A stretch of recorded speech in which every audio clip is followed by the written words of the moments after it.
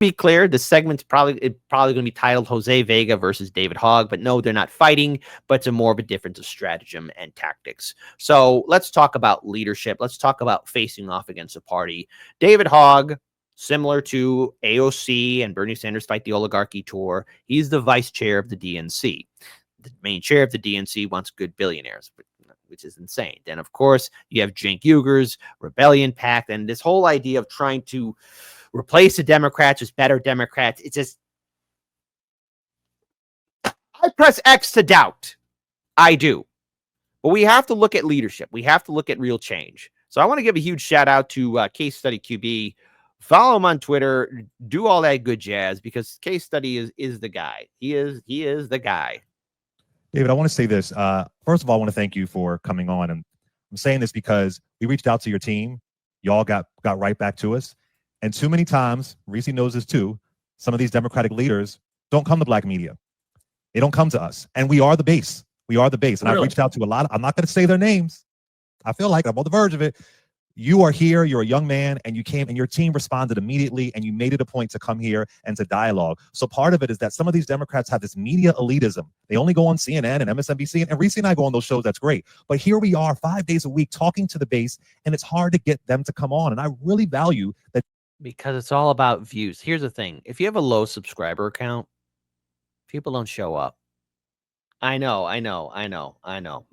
It's pretty sad in a way, you know, because in this day and age of social media, I mean, look, it's all about really where you're going to get the most attention. But see, the thing is, you know, it's easy to go to the manufactured channels where they have like millions of views, millions of subscribers and all that kind of stuff.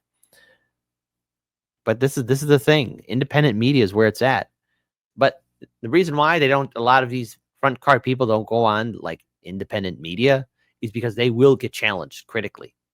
That you showed up and answered these questions, and we were able to at least have dialogue because a lot of them aren't talking to the people. Having your 5-minute clip on legacy media is not enough. We're talking to the people, phone calls every single day. So I really appreciate you coming on and dialoguing with us. It means a lot. Happy to be on, and I hope that there are more in the future. Maybe some of our potential future candidates can come on, and if you want them on, feel free to hit me up. Yeah. I'm getting tons of messages right now. I appreciate that young man showed up here because a lot of folks aren't who's running for office right now. Show up. So I appreciate that. Even if we disagree, the brother at least showed up. Other people, y'all, why isn't so-and-so on the show? Right. And you know, that's part of, you know, I know that pain. I know that pain because I've reached out to certain people to be on the show too. And you'd be surprised.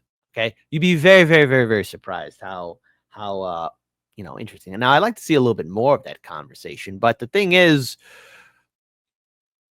while a small part of me, maybe a 0.1%, there you go, I'll be generous, can sympathize a little bit with what David is trying to do, right? I do have my deep reservations, like 99.99% is just, no, I've seen this play out. I'm not going to humor the Democrats and say, all right, everybody, let's go ahead and support Jenks or David or AOC and Bernie and let's fight Trump. Because that's not the game. You're being herded into Bovine University. They're competing. And maybe that's part of the feeling that, you know, the incumbents feel like they don't have to compete as much because they got there, they've been there, they win their race by 30 points, 40 points, stuff like that. And so they feel more comfortable. So if this kind of shakes some people out of their comfort, I ain't mad at that. If you remember that you get your asses getting elected every 2 years or every 6 years, you need to be out here talking with the people because the other people trying to take your spot are talking to them. I ain't got a problem with that. I ain't got a problem keeping people on their toes. Exactly. But see, here's the thing. David is going to be, listen, you got to call out the fact that, yes, the Democrats do rig primaries. Again, shout out to Case Study QB. Follow them. For the DNC, they have a hypocrisy problem. A lot of people like David Hogg, perhaps, remember Bernie Sanders in 2016 and Donna Brazile, who wrote the book, who said if the fight had been fair. Sephiroth says, Bovine University. LOL. That's funny, kid. For those of you who remember The Simpsons, Ralph Wiggum once said, I'm going to Bovine University. One campaign would not have had control of the party. She was meaning the Hillary Clinton campaign. She said it was not criminal, but it compromised the party's integrity. Elizabeth Warren was asked, do you think this was rigged against Bernie? She said, yes. We all remember the emails that came out that talked about Bernie Sanders' religion and how that would play in Kentucky and West Virginia. Even the New York Times called into question the integrity of the DNC and their fairness there. And then we remember 2024, where not a single vote was cast for Kamala Harris. I get it was an aberrational circumstance, but I'm certain there are young people, there are Gen Z, there are progressives on the sidelines who feel like the deck has been stacked against them, and the DNC is going to have to figure that out. Ken Martin's right, but you got to grapple with the past. Exactly. Now, look, here's a counter. This was a year ago, maybe a year and a half ago, because I just want to show how you really confront the leadership. All right, this is a video of Jose Vega confronting House Minority Leader Hakeem Jeffries. There is now talk of primarying safe Democrats and taking back the party, but it's all talk. When Hakeem Jeffries told David Hogg to sit down, they did. Not me. This was the difference between running as an independent versus running as a Democrat. So I want to play this video in its full entirety for everyone. The UN Security Council had a meeting yesterday, and Ray McGovern spoke to it. He is a former member of the CIA, and he testified in support of Seymour Hersh's article on the United States bombing Nord Stream pipeline. If it is proven that the United States bombed the Nord Stream 2 pipeline, as has been asserted by Seymour Hersh and his article, will you call for the United States to acknowledge and admit that that was an act of war against Germany and Russia? And I'm asking this because this may be the only way to prevent the rest of us from being killed in a thermonuclear war. And I don't want to be fried. Don't you think the media should be reporting on whether or not this is true? And don't you think you should be inquiring into whether or not this is true? Well, thank you for the question. One, I've got no information to suggest that the United States was involved in bombing the Nord Stream pipeline. Because you weren't briefed on it. Sir, you got your chance to ask a question. So you have an opportunity to respond. You weren't given information because he explicitly says you weren't briefed on it. Shouldn't you inquire? So here's what I'll say about, I think, President Biden's leadership generally as it relates to the Ukraine and Russia. We committed an act of war. What are you doing to respond to that? We have to hold Biden accountable. Listen, you're from Brooklyn, right? You know when to call bullshit when you see it. So do I. This is bullshit right now. And I see what's happening right now. That does not silence me. So, you can hear me right now. I want you to say something about the bombing, because we're all going to die from a nuclear war right now unless you stop it and you at least put and inquire into whether or not it's true. This war in Ukraine is going to leave us all dead. So what are you going to do? Because you need to inquire. I'm a New Yorker too. Here's what I'll say. Say it. We're going to continue to stand with the Ukrainian people. That's fucking bullshit. Do not do that. You will end us all in dead. this war against Vladimir need Putin. Peace. We need talks. Because why are it's you not sabotaging just- talks? it's Do not not put just your a hands on battle me. between We need Ukraine peace talks. and I am not Russia. going to take this. It's a We need battle peace talks. It's a You battle are leaving. between Listen. democracy Did you even read the and allegations? autocracy. It's a No. battle between How truth about and accountability? propaganda, Not and it's a airheadedness. battle between Okay? How tyranny about and bridges, not freedom. bombs? And democracy, Okay? How about truth, and freedom conversations, will not prevail. And the cremation? United States is going to help make sure Diplomacy, that happens. not destruction. How about that? I want to ask How you to about it? join me You for a round of goddamn applause airhead, for you're gonna Congressman kill us all. Hakeem. I don't want to die in a goddamn nuclear war, and We nobody certainly appreciate does. freedom of Again, see, now I have to agree. Which is, hey, sometimes you got to confront these jagoff politicians. And so, as we all know, Jose Vega, he is running as an independent this time around again. We've had him as a guest on the show, but it's a counter. It's a counter to what David Hogg and Cenk and AOC are doing. And the correct path is not in the Democrat Party. The correct path is in the Independent Party. And of course, I want to pull up another video here from Case Study QB. And I don't know how he sits through it. He made out stronger stuff than me, Case. But speaking on the DNC having a joint fundraising agreement with Hillary Clinton in 2016 as they now try to restrict David Hogg. So already, right off the bat, I mean, look, Cenk pulling in what the numbers he did for Justice Democrats. I don't see that happening for Rebellion PAC. David Hogg, he's going to be restricted. He's going to be hog tied up. I mean, the next best thing is AOC and Bernie's Fight the Oligarchy tour, but it's only a matter of time for they get a knock at the door and follow the orders. Primarily, these campaign committees, you want to stay out of the business of primaries in your own party, right? You're trying not to, throw those arrows within the own tent.